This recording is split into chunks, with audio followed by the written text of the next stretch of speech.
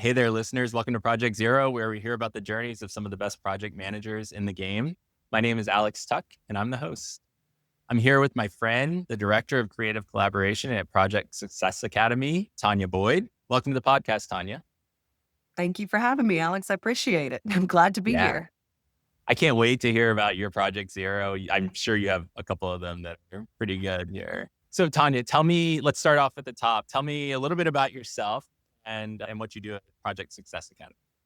Okay. So I live in Lafayette, Louisiana. I know everybody, when they think about Louisiana, they automatically think about New Orleans, but I'm going to start for Lafayette and say that we've got the best Cajun food. I will die on that hill. But at Project Success Academy, I am the Director of Creative Collaboration. So, Project Success Academy is an educational company. We have got instructors that are authorized training partners with PMI. So, we provide PMP training, PMI ACP, PMI risk management training, and other leadership courses. So, in addition to Project Success Academy, our company also has Corbo Tech, which is more of a fractional project manager and AI focused tech forward company. Awesome. Cool. That's great. Thanks for that intro. So let's start at the beginning. And so Tanya, I love your story. I know your story, but I love your story because it's not the traditional path into project management. Tell me how you got started in project management at the beginning. So, I'm very much the accidental project manager. I graduated in English and journalism. So, my background was very, very different from a lot of project managers. Graduated from LSU. Did a lot of work in mortgage origination, banking, sales, a variety of different things. And what really got me into project management was a program that sprang up called the Road Home Program. It was created as a result of Hurricane Katrina. So Louisiana got the federal funds, I guess, about a year after Katrina happened. And my role with that was being front facing with outreach, helping the applicants to get through the red tape with the federal funds. I got moved up to more of what was called a peer reviewer at that time. And I know a lot of project managers, when they reflect back on it, their titles do not match what they're doing. But basically, the peer reviewer kind of oversaw my other coworkers, reviewed their files, made sure it checked off all the boxes that it needed to pass the state and for people that were impacted by the hurricane to get the funds. So the story of project management enters the picture about 8 years into this job over three different contracts. And it was actually somebody else with another contractor told me I was project manager without the title. And he was the one that gave me the advice in 2013 that you should look into PMI, you should look at joining a chapter, and you should most certainly pursue your PMP. Yeah. Interesting. That is so fascinating. So let's go even a step further back. Like a lot of our PMs, our accidental PMs. Actually, that's becoming a common term on this podcast. Is the accidental PM? They had some tendencies when they were younger that leaned towards project management or organization. Do you have any of those kinds of tendencies from when you were younger? Probably so. I mean, if I was the kid that was on the science fair project, I was probably that annoying A type personality. So if anybody's ever seen Election with Reese Witherspoon, that was probably me when I was younger. And then even in college years, and this is a really, I guess, odd translation into this, but I was sort of known with my friends as being the party organizer. Whenever there was a theme party that had to be planned or people had to be connected and brought together, my friends were always like, "You're the extreme extrovert. You get to be in charge of planning all of this." And so I would sort of take all of that on naturally. So, Oh, interesting. All mhm. right. I have some ideas about some collaboration at PMI Global that we might need to talk about later, I Tanya. like this. I like this. So, Sounds like we got to do a party. Awesome. Love that. Love that. Cool. So this is what people come for, your project zero. Can you tell me a little bit about your project zero? Yeah. And, like what was it about that project zero that you figured out how to be a project manager? So again, it wasn't a clear-cut journey, and at the time, PMI really I guess their requirements for the phases of a project were literally the initiating, the planning, executing, monitoring, and controlling. So even when this director came up to me and he's like, "You are doing this," he really had to champion me past my imposter syndrome, which I had because I didn't see myself that way. I was going for promotions, I wasn't getting them. But he convinced me, he said, "You are leading the entire team, you are mentoring them. When they have a bad day, when there's an applicant that yells at them and is angry, you're the one that they come and cling to tell the story to make them feel better." He said, "You do this with the applicants too." He said, "You break things down into simple terms and you tailor your conversation depending upon your audience," which that was something in that program I found I really had to do because some of the terminology was tough. Like people had to meet universal design, green building standards. Quite honestly, I wasn't exposed to those before, so it sounded like Hollywood terms that Leonardo DiCaprio would have used at the Oscar to me being in Louisiana in 2006. But I had to learn about it and I had to be able to explain it to people that lost everything in a language that they could understand. So he spelled that out to me. And even the process of how we had to do things, I was there at the beginning of the program when they were writing the standard operating procedures, when they were standing things up. So there was a charter. Obviously, I wasn't part of that charter, but I got on very soon after the project was authorized, absolutely helped with the planning, so there's all that ramp up. Now, the way that I defined execution in that, and even technically in my head, I knew I was executing on processes before with even talking to the applicants. But honestly, when the first couple of applicants got their money from getting through the program, and we had a method to start tracking the state dispersed funds, that was executing. And then there was a point in the project during those 8 years where we had to monitor. I worked specifically on the landlord side, so it was small rental property program. I had to make sure that the landlords, for the money they were getting, rented these units to people that met a certain area median income.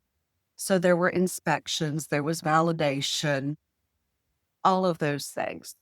And then shortly before I got out of the program, which was in 2014, we had more of a closeout phase. So with his help, I was able to see that because not being around project managers before, having people fray those processes in that way, that was the person that helped me to see it.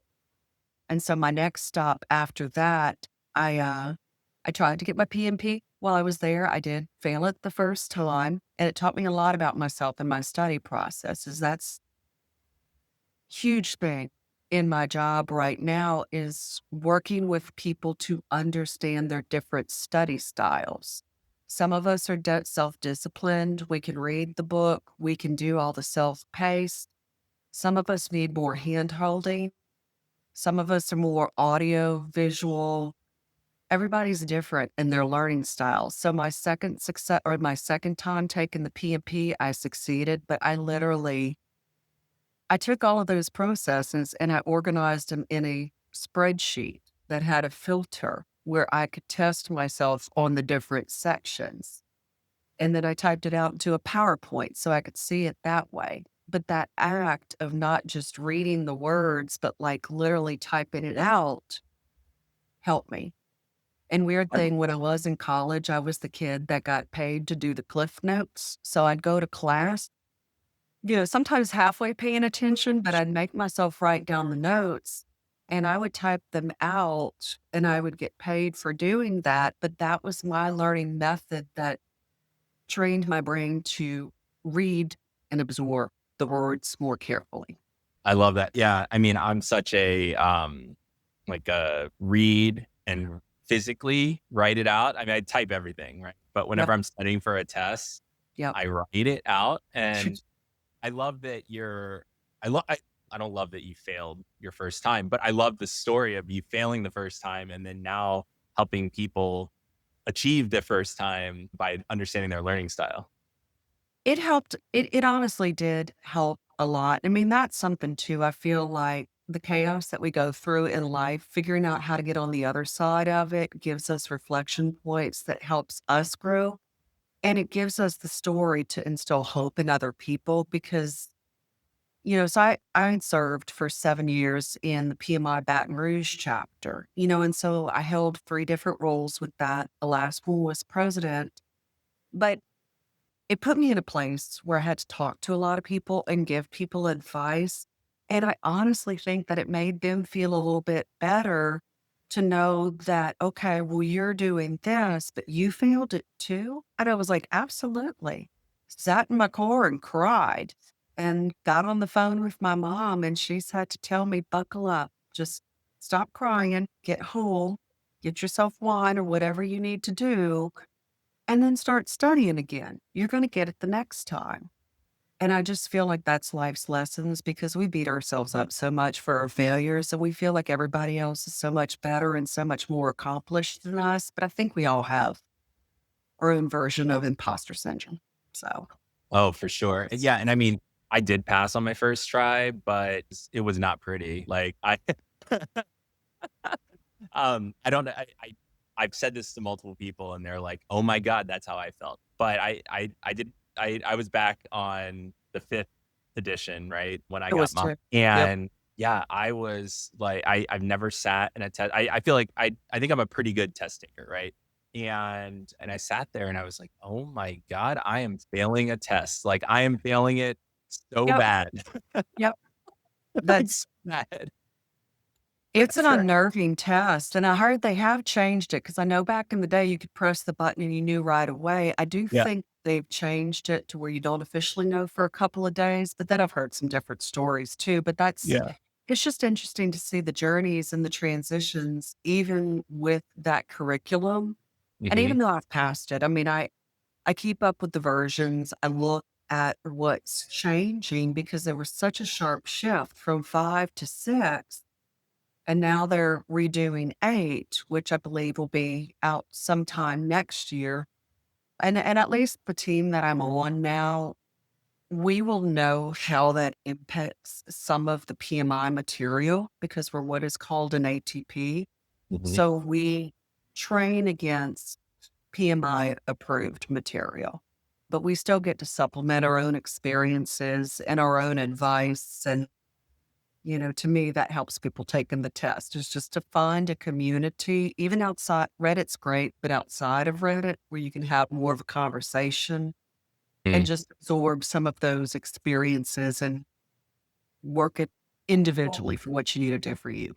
Yeah, and I can't wait to see what happens with the Agile Alliance merger and how that impacts everything, right? I think PMI has done a pretty good job of like, doing the ACP and like developing material around Agile, but like just doing that merger with Agile Alliance is just gonna make everything a lot more robust. I believe so. They've definitely, even like their AI curriculum. I mean, I'll plug for that Mhm. right quick, but for people that are PMI members, the different courses that they've got on I really like. Like 3 and 4 was my favorite. I think I Mhm. liked 3 the best because of the great workbook that you can download with the specific prompts. And the training was done in a way that it was in plain speak language that was easy to understand. So that was more attractive to me than the first one. The first one, it goes a lot into the technical things and how all of it is conceived and how it all came to be, which is interesting. But I'm more interested personally in Yeah, how can I apply this in my daily life. for So, sure. That's interesting. So back to your project 0, was there anything that like went really wrong that you learned from? oh, yeah, all the time, all the time. So it was, it was a very, very, very stressful environment. And but again, I mean, a lot of that was just the nature of it. You are put in a position where you're helping people that may have lost everything, you know? And even titles and successions, there was a lot of people that lost property and they might have been living in their grandmother's house and maybe had not gone through a full legal succession. So when title came back on their thing, there's 13 people on it. So there was a lot of complications with it. One of the things that made it really complex for me, and I mean, maybe it's not totally a project management standpoint, but it is from the way of people. So I was on state contracts. They were maximum of 3 years in duration. The first contract, it was strange because everybody was so close. 90% of us came from the mortgage industry, and they did that for a reason because we had the background in banking, we had titles, we had succession, we understood credit, we understood appraisals, all those kind of things. And so everybody was really happy to be working with each other on this new project and thing. But I'm going to tell you, and this ties in with my fear talk, thriving beyond fear. The closer the drop date came, because we knew it was temporary. We all knew the date. But the closer it got to that date, I was just amazed at people's behaviors. And it is a fear, just even different things like I don't personally have children, but a lot of people that I was friends with would tell me, "You don't need to get this job. You don't even have any mouths to feed. I've got kids." And I sort of felt like I don't disagree with you on that, but that was strange for you to say out loud to me. I don't know how to process that either. You Yeah, for know? sure. And so I watched a lot of that behavior over the years, and that wasn't the first or what that wasn't the last place I experienced it, so that sort of taught me. And years later, I was on a large state Medicaid modernization project, and there was a lot of contractors and a lot of temporary roles. And I saw much of that fear cropping in, and I know it exists today with the way that the economy is and layoffs and things of that nature too. But it's just a message for people that while I totally empathize with that fear and with those feelings, people do need to try to not keep it inside, but maturely communicate with others, because it's a very long journey in this life of different jobs, and you don't want to burn bridges with people, you know? 100%. Yeah. Yeah, and it's so interesting, especially as project managers, we think that, it's easy to think. I don't say we think, but it's easy to think like, okay, we're going to finish this project and then we're going to move forward. And whatever the goals of this project are, we're going to achieve them at all costs. But then we have to work with those folks again, especially if you're an internal PM. Like you have to Yeah. work with those folks again. And if you didn't think about like the change management or the impact that it would have to that group, they're Right. not going to trust you the next time there's a project. Very So, true. and then, Same instance. I mean, one of my other jobs, I was on another software it was smaller scope. I was new to it. They had a person who had worked with them before 12 years ago, but they had fear from 12 years previous on the last implementation. They remembered all of that. These were people that had worked there for a very long time and 12 years previous history. This happened to, I said the word backlog one day. I didn't realize that backlog was a triggering word, but I was told that is where plans go to die. And I said, all right, I tried to say this is where they're considered for future things. And it's still, so a lot of times, even as a project manager, I don't always use project management terminology. I try to start with the story first and explain what it is in the most universally understood terms. Then I get into why it matters. Because I've had to realize previous contractors, previous PMs, they say just certain jargon and it stirs up a hornet's nest. yep, So exactly. Yeah, you know how I feel about the PMP and PMI. Like I'm pretty critical of it, but not from the standpoint. I think it's an incredible body of work. There's so much work that goes into it. It's so rich, and every single Agree. project manager should use it as a reference, right? Right. But, sometimes it can be wielded as like this weapon that like, "Hey, you guys don't know what the heck you're doing. I'm a project manager and this is what it is." And it really makes it hard, to your point, Tanya, it makes it really hard to follow behind that type of person. Yes. Sometimes it's very documentation heavy. And I think what a lot of people need to realize, and I've seen this a lot with newer PMs, they feel that it is necessary to implement every single part of the plan. I've seen stuff where we've already had the project started where a new PM is like, no, but we didn't do the charter. We, we were past that point already. Yeah. We're Yep, we're yep. going here, we're moving to this. And they're like, no, but we need to go back and do no, we don't. It's called tailoring and understanding the people that you're working with. I mean, especially with agile, because not sometimes I am much more of a proponent of the agile mindset and the principles and the values rather than we're going to do the burn down charts and the burn up chart. We're going to do all the story points. We're going to do all the sprints. And then we're going to, because it's a lot for people who have never been exposed to it to understand. And just like tech, you shouldn't go in with the big bang. You probably need to stage those things incrementally because not everybody raises their hand when they're overwhelmed. Not everybody asks the question. Some of them just tunnel inward and nod at you and say that everything's okay. And then when it blows up, you're like, what happened? So even reading the room with Yeah, people, and just not saying you don't know, but just saying, "Hey, was if any of that was unclear, definitely feel free to come to me and talk to me. I will be glad to provide additional clarity." Conversations shouldn't just end outside of the meeting hour. So it's making yep. sure everybody understands.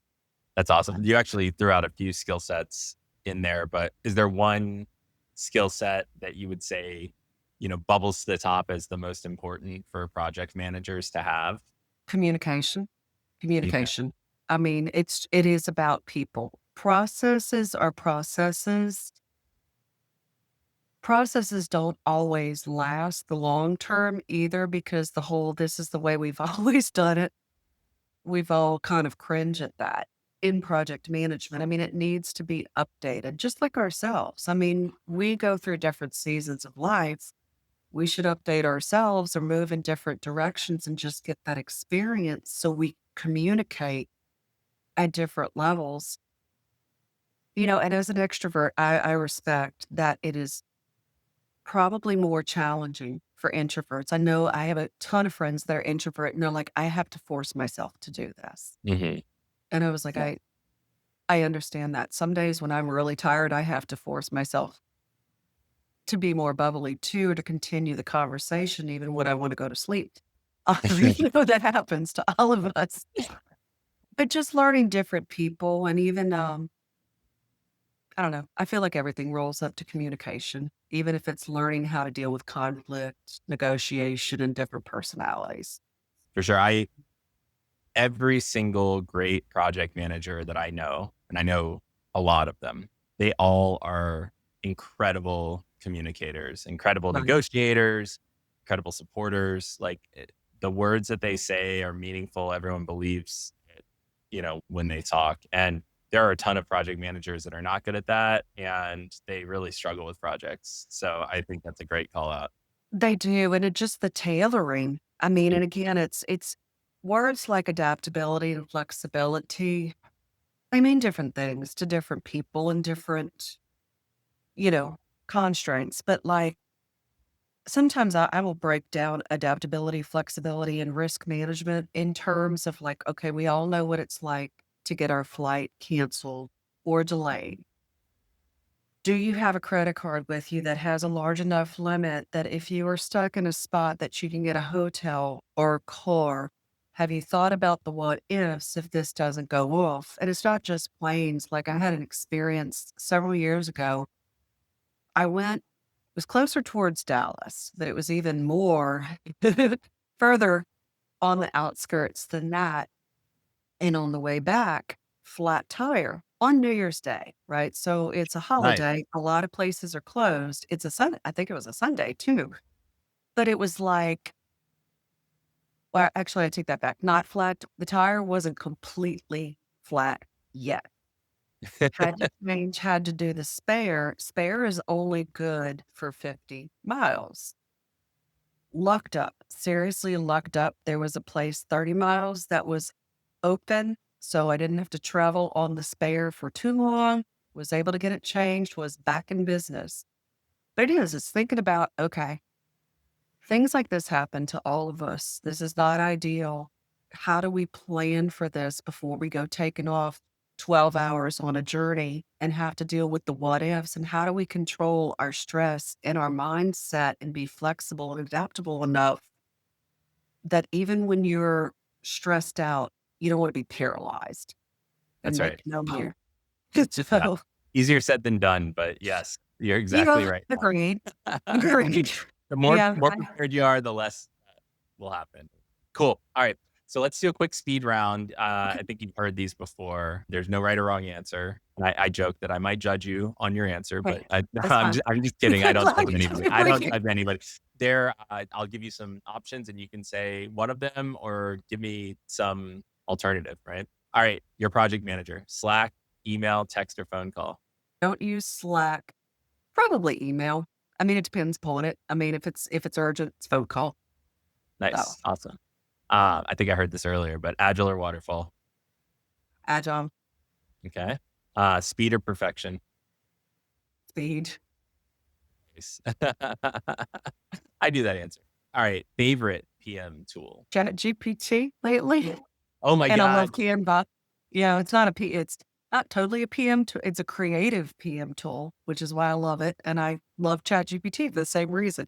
I love it, Tanya. I knew I was getting a couple of curveballs from you. Mm. That's why I had you. All right. Worst PM tool. I didn't give much thought to that one. Overuse of any tool. You know, Mm, as much as I love ClickUp in some ways, if it's overused and everything's broken down too incrementally, it leads to overwhelm. awesome. Yep. All right. Last one. Certifications. Yes or no? Yes, there's some caveats there, but yeah, yes, I'm on the certification path. Just and I think it did open doors. I mean, I do know that even with ATS, all right, like the applicant tracking systems, actually having it and being able to be verified in public databases or things that they are programming in those systems. So, Yeah. yes, a Awesome. yes. Cool, cool. All right. And then one final reflection. This is the curveball question. If you could run any project or program that happened in the past, think big, and you could redo it better, which one would you do? I would probably go back to disaster recovery and just some of the lessons that I've learned now that I hope I'm wiser. Some days I don't know, but just dealing with people because there was a lot of times that I would get my feelings hurt or I would take things personally. And I just had to realize that 9 times out of 10, it wasn't anything that I did. It may just be what that person was dealing with that day. So I would go back and I would run that from a different direction where I didn't have such an emotional response as I did 20 years ago. There's something that happens when you get a little wiser and a little bit older, right? Well, you learn not to take it as personal. I mean, I still do because I'm an empath and a sensitive sort at times. So it took a lot of work. But when I was younger, it was really challenging for me not to just react, So I think being proactive about things as much as you can is Mhm. an amazing tool to have. So That's awesome. Cool. Awesome. Well, thanks so much, Tanya. It was so much fun. I thank you. appreciated it so Thank much. you. I enjoyed this. So Yeah. There's so many good insights. And this is the first time we really deep dove a little bit into PMI and the future and the Agile Alliance stuff. Yep. So I think this will be helpful for some of the other listeners. I So definitely hope so. Oh, sweet. Awesome. And thanks to everyone who joined us for Project Zero this week. Be sure to subscribe to Project Zero wherever you get your podcasts. And we will catch you next time for another great project leader story. Thanks again, Tanya. thank you so much.